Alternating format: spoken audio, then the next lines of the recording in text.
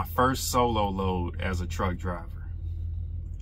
So this is in August of 2019. I had just came off the road with a driver trainer, and Rail, they put me in an International LT. It was a 2020, and it had a Cummins engine in it. 1,600 miles on the dashboard, right? Basically brand new. I get dispatched my first load to pick up a relay load there in Marshfield and take it to Neenah, Wisconsin. So I took off. I got to Neenah that night, and I stayed there at the Appleton Neenah terminal. And I woke up the next morning. The customer was right down the street, no more than about 2 miles away.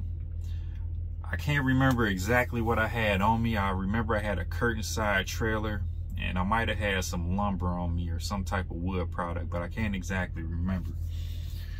So I get there to the customer, but I end up passing the entrance, and I didn't know this at the time because I was following the GPS, and the GPS was taking me around back. And that's when I learned to don't 100% rely on the GPS. So I get around back, and I'm actually about to turn in there, and there's somebody on a golf cart. They're waving me down. They're saying, no, you got to turn around and go back to the other entrance and go in there. So I said, okay. So instead of me just going straight and finding a way to route myself back to the entrance, I see that just a little bit ahead that there's a parking lot.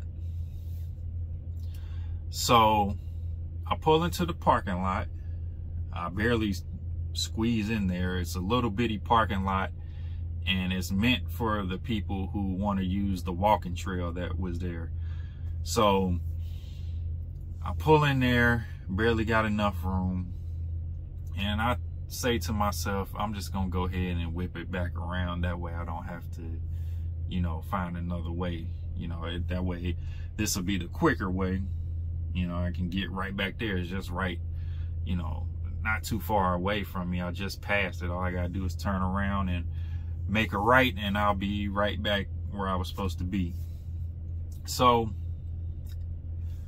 I go ahead, I pull in the lot, and I began to go out onto the street, and I have plenty of room to make this U-turn that I shouldn't have been doing, but I got plenty of room because there's a dirt lot on the other side of the street, and there's plenty of space where I can just go ahead and whip it. So anyways, as I'm turning and as I'm going out onto the street, the truck just stops. It just, all of a sudden, the truck is beeping, boo, boo, boo, boo. I don't know what's going on. I don't know what's happening. So I panic, right? This is my first load by myself. Now, you know, I done made this U-turn that I'm not supposed to make, and now my truck is stuck in the middle of the street, and it's blocking traffic on the right side of the street. And I guess I just barely pulled the truck out enough to where it wouldn't block the traffic that was coming from the other way, right?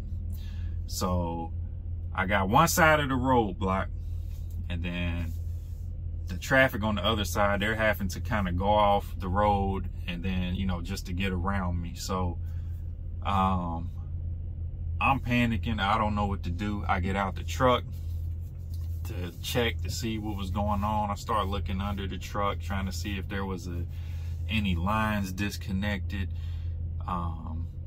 This couple, they got out and they seen what was going on, and they were helping direct traffic. So shout out to them for helping, you know, with that situation. And so I hop back in the truck. I decided to call rail maintenance department. So I call them. I'm telling them what's going on. The guy says, well, you know, did you check your air pressure? And man, I look on the dash and it says low air, right? So I'm thinking like, oh man, like I'm tripping, like I'm panicking for nothing. I just got low air, you know. That's why the truck stopped. So I'm thinking that when I don't know why my air pressure just went all the way down like that, but I'm thinking when I was making that turn, maybe I was hitting the brakes too much, or maybe I'm thinking when I pulled into that lot, maybe I pulled my trailer brakes too as well, and then when I went to release them again, I didn't let the pressure build back up or something. But for somehow, some way, I lost a lot of air pressure, and that was the main problem. So, well, not the main problem, that was the problem. So anyways, I let my air tanks fill back up, the airbags, all that stuff, and then once the pressure got back to the normal level, I was able to move the truck again. And so I made the turn after that, and then I pulled into the right entrance, and then I was able to deliver the load. So that was how my first load went. And you know, I learned a lot from that. I learned, number one, when you go somewhere, use Google Maps, and then use the satellite view on Google Maps to see the landscape of the place that you're delivering to. If you haven't been there before, anytime you're going somewhere you haven't been, you know, look up the address, use the satellite view so you can view the landscape of how the place looks, so you can have an idea of what you're dealing with when you pull up to that location. So I learned that, and then I also learned, you know, which they told us not to do, but I did it anyways. I admit it, I'm guilty.